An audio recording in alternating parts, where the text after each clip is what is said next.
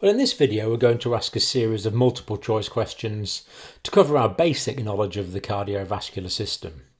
And there's going to be a transcript of these questions if you'd like to download them or copy them at the bottom of the comment section. Now, in this video format, what we'll do is we'll have the question first, where the possible answers are all written in black. And in this quiz, there is only one possible correct answer for all of the questions in the video. And then in the next slide, the correct answer will be in red. So if you want a bit of time to think about it, you can just pause on this and think about your answer before you allow the video to run on, where the answer will automatically come up. You can do this quiz on your own, of course, but it's much more fun if you do it with some friends, some classmates. Now, in different vessels and parts of the circulatory system, there is different amounts of oxygen associated with the hemoglobin in the blood. Now, in normal physiology, the blood is not completely deoxygenated in some areas, but the amount of oxygen is less. So in which of the following blood vessels is the blood more deoxygenated than in other blood vessels is this question. Now, the pulmonary veins are the large vessels carrying the blood from the lungs back to the heart, taking the blood from the lungs to the left atrium. And in the lungs, the blood is oxygenated. So the blood in the pulmonary veins is going to be highly oxygenated.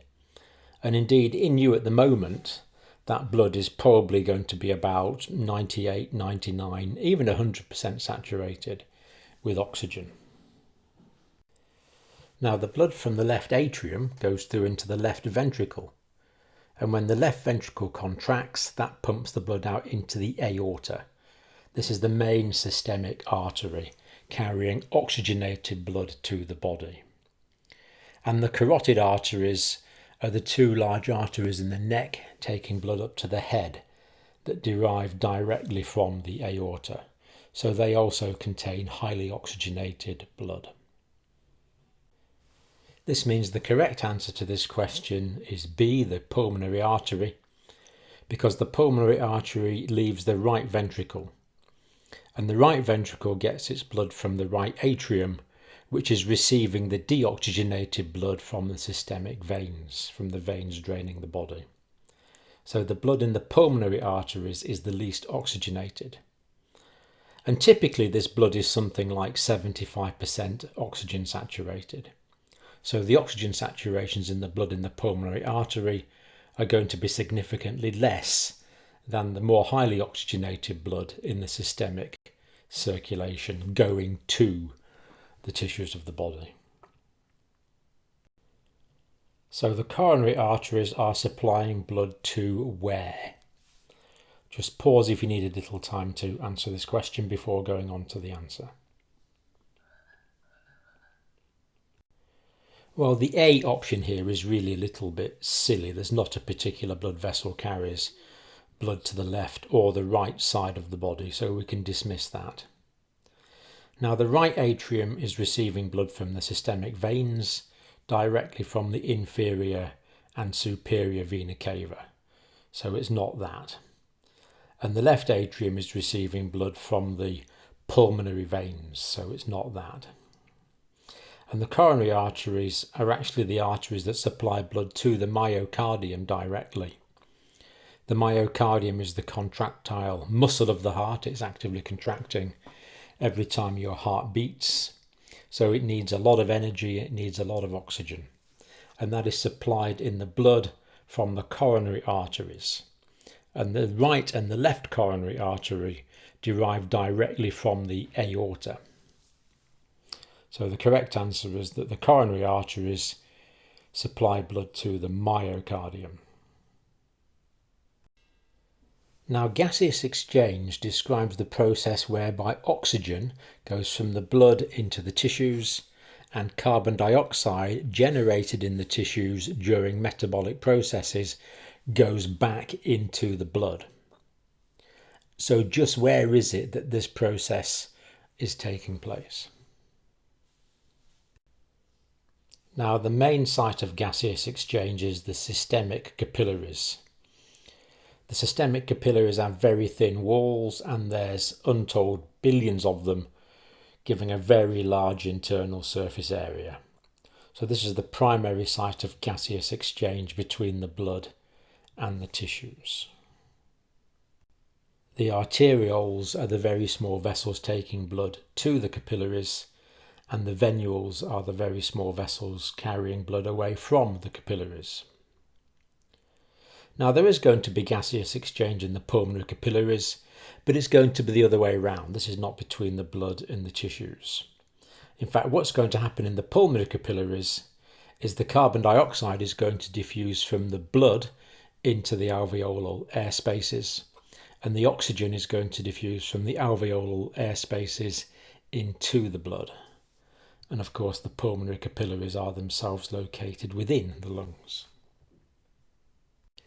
Now, in normal physiology, the heart muscle, the myocardium, is going to contract when it is electrically stimulated to do so. But this question says, is the electrical activity for the contraction of the heart is initiated where? So where does this impulse for the contraction of the myocardium come from? Now, the heart actually generates its own electrical impulse for its own contraction. And this is what actually makes heart transplantation possible, because you can take a heart out of a donor, put it into a recipient, and it will still carry on beating, even although it is not connected to the nervous system of the recipient. So the answer here is the sinoatrial node, which is an area of intrinsically electrically unstable tissue, specialized myocardial tissue, located in the right atrium that generates the rhythm for the heart. Sinoatrial node, or SA node, it's known as the pacemaker. Now, the atrioventricular node is the node between the atria and the ventricles. That regulates the flow of the electrical current from the top chambers of the heart, from the atria, down to the ventricles. Now, the medulla oblongata is the lower part of the brain stem that does contain a lot of the autonomic areas of the brain. The autonomic nervous system being those parts of the brain that work automatically outside the control of the will. Now, sympathetic stimulation from here will speed up the heart, and parasympathetic stimulation will slow down the heart. But it remains true that it's the sinoatrial node that generates the rhythm of the heart itself. Now, the individual myocytes will generate an electrical current, but they will do so at a much slower rate than the atrioventricular node. So some isolated myocytes on their own are quite capable of generating electrical current and initiating contraction. But this will be at a slower rate, and the rate of the heart is set by that which is depolarizing fastest, that which is generating the electrical impulses faster. Now, the motor cortex of the brain is in the frontal lobe, and that's responsible for movement of all areas of the body that are under the control of the will. And clearly the heart is not under the control of the will. It's controlled by its own intrinsic electrical activity, albeit moderated by the autonomic activity from the medulla oblongata. Now, the heart contains valves, and the purpose of a valve is to ensure one-way flow of blood. Blood should only go in the physiological direction. If blood goes back in a direction which is not physiological, it goes in the reverse direction to which it is supposed to go. That is called reflux. So the function of the mitral valve is to prevent reflux of blood from the. And I'm going to give you a clue here. The mitral valve is also called the bicuspid valve. So the key here is to understand that the mitral valve, or the bicuspid valve, is the structure between the left atrium and the left ventricle. So during venous return, during diastole, blood is going to come back from the pulmonary veins and go straight through the mitral valve into the left ventricle. And then when the left atrium contracts, that's going to contract, increasing the pressure in the left atrium, ejecting more blood through into the left ventricle. That phenomena is called atrial kick, and it fills up the ventricles somewhat more, expanding the myocardium to increase the strength of the next ventricular contraction. Now, if there's mitral regurgitation, when the left ventricle contracts, blood will go back from the left ventricle into the left atrium. Now, this is not supposed to happen. When the left ventricle contracts, the mitral valve is supposed to slam shut, making that noise we call a lub when we listen to heart sounds.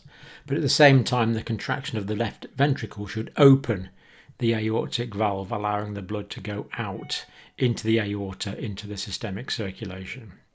So the answer is C. It prevents reflux of blood from the left ventricle into the left atrium. It doesn't go back into the left atrium. If it does, of course, that's a pathological condition. It's called mitral regurgitation. So this question is really about histology. Histology is the study of the tissues. And endo means in, and cardium is to do with the heart. So we're talking about the inner layer of the heart. Now, what sort of tissue is the inner lining endocardial layer composed of? Now, because large volumes of blood are flowing through the heart, we want that blood to be able to flow through easily without generating any turbulence. We don't want any whooshes that might be caused by turbulence. So it's very important that the lining is smooth. So if I give you a rough, lumpy surface to walk over with roots and ploughed fields and different rough things in the surface, you're going to find it difficult to walk over that smoothly. But if I give you a nice flat floor to walk across, then you can walk easily across that because it's nice, smooth and flat surface. And it's exactly the same with the passage of blood through the heart.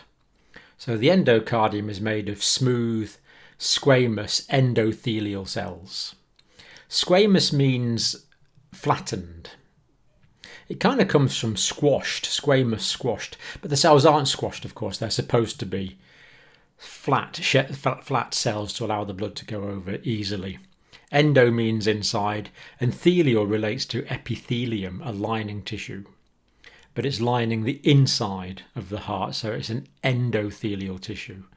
Endo, in, thelial, lining, inner lining of the heart. Now, I know that superficially this can sound like a very simple question to define an artery, but it actually causes quite a lot of confusion. So when we're learning about anatomy and physiology, it's really good to learn these simple definitions at the start of the process, and that will set us up for understanding more complicated concepts in the future and set us up for understanding the clinical problems when things go wrong as well. Now, the definition of an artery or an arterial vessel is very simple.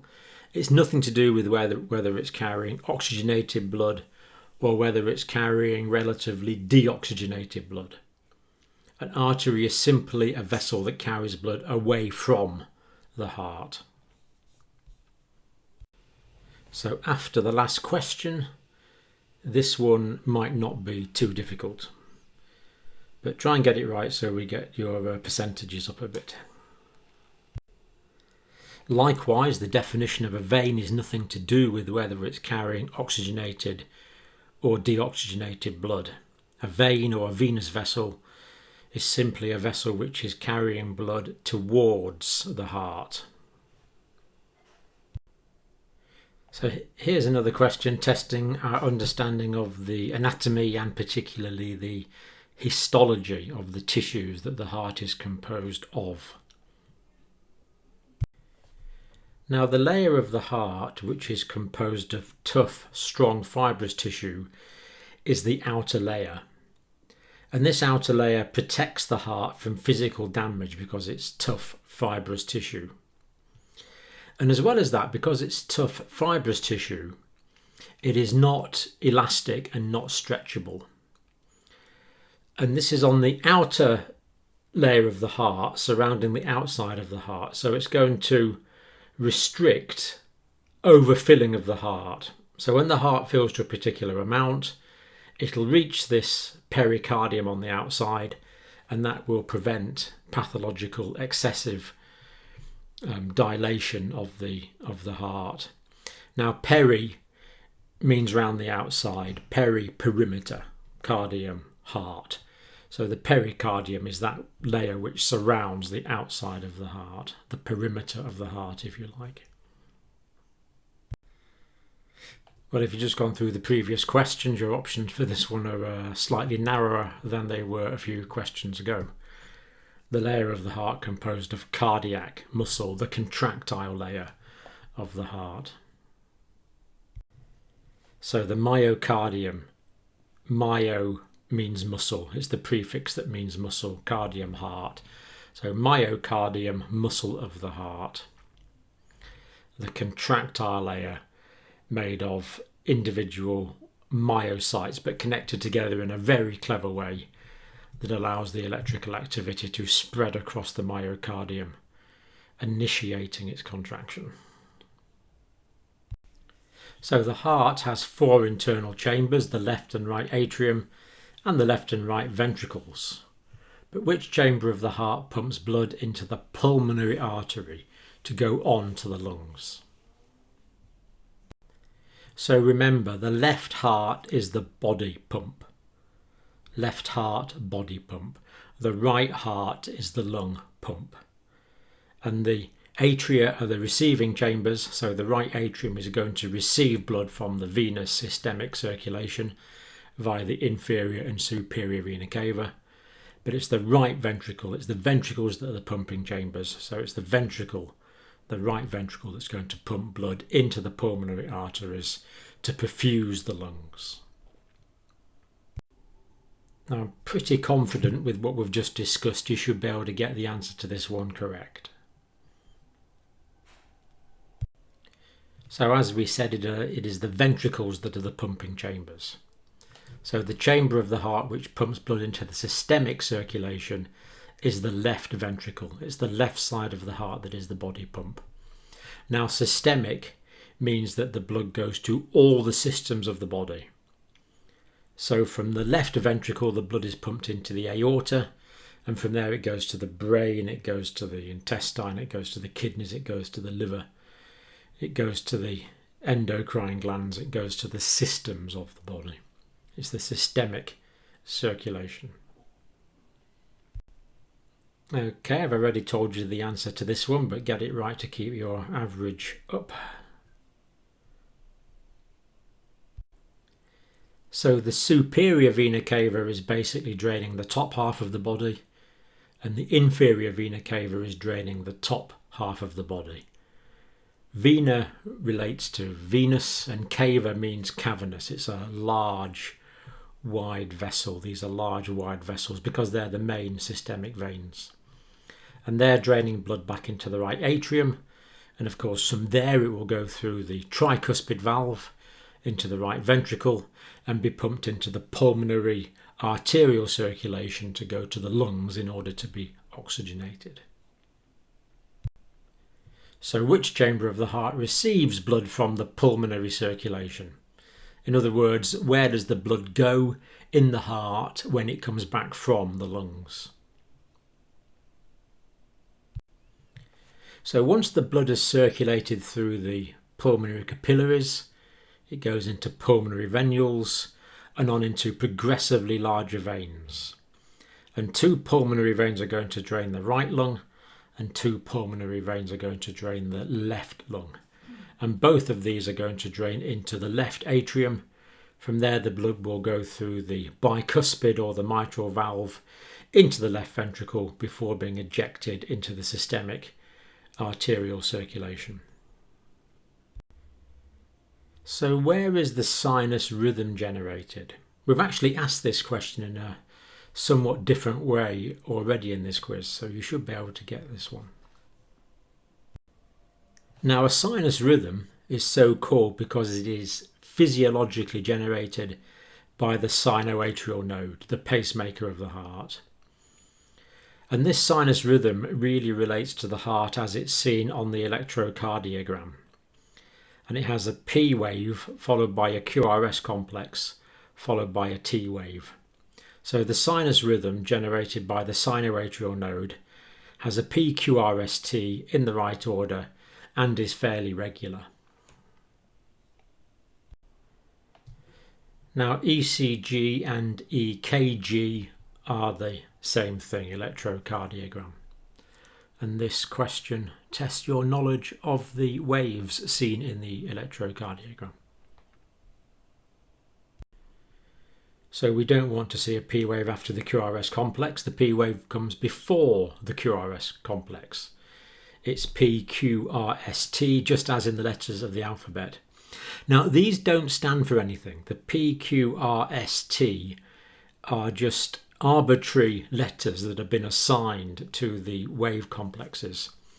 The electrical activity as seen on the surface of the body as a result of the myocardial electrical activity. A 0.3 second gap between the P wave and the QRS complex would be too long, so it's not that one. And a 0.05 second gap after the T wave before the next P wave would certainly be too short an interval, so it's not that one. Now this question is testing your knowledge of the circulatory system rather than the heart itself. And I'm just going to tell you that systemic capillaries are the capillaries in the tissues of the body, anywhere in the body apart from the lungs. Pulmonary capillaries are the capillaries in the lungs. So you'll find systemic capillaries everywhere in the body except the lungs. So there's going to be systemic capillaries in the brain, in the myocardium itself, in the intercostal muscles, in the liver, in the bowel, in your toes. They're all going to be systemic capillaries. Now the systemic capillaries are surrounded by tissue fluid, and this is essential because the oxygen has to diffuse from the blood in the capillaries through the wall of the capillary, and in order to get to the individual cells that need the oxygen, it's got to diffuse through a medium, and that medium is the tissue fluid. So tissue fluid is the essential diffusional medium through which oxygen must diffuse to get from the blood into the cells, and through which carbon dioxide must diffuse in order to get from the cells into the blood. Now the tissue fluid is formed at the arterial end of the capillary. It comes out of the capillary into the tissue spaces to form the tissue fluid into the interstitial spaces. And then it circulates over the cells of the tissues and is reabsorbed at the venous end of the capillary. So this is an extra aspect of the circulatory system, this microcirculation of tissue fluid. So the tissue fluid is formed at the arterial end of the capillary is the correct answer. Now it's true to say that there are two circulatory systems in the body. There's the blood circulatory system and there's also the lymphatic circulatory system. And this question is testing your knowledge of the lymphatic circulatory system. Now what the lymphatic capillaries are doing is they are collecting excess tissue fluid. Do you remember this tissue fluid we talked about that's formed at the arterial end of the capillary and reabsorbed at the venous end of the capillary? Most of that is reabsorbed at the venous end of the capillary, but the component of it that is not is absorbed by the lymphatic system. And also when there's things in the tissues that aren't supposed to be there, like cancer cells or bacteria, they're also collected by the lymphatic capillaries. And when proteins escape from the blood capillaries and get into the tissue spaces, these proteins are also drained by the lymphatic capillaries. And the lymphatic capillaries are blind-ended and they drain lymphatic fluid from the tissues. So when the fluid is in the tissues, you would call it interstitial fluid.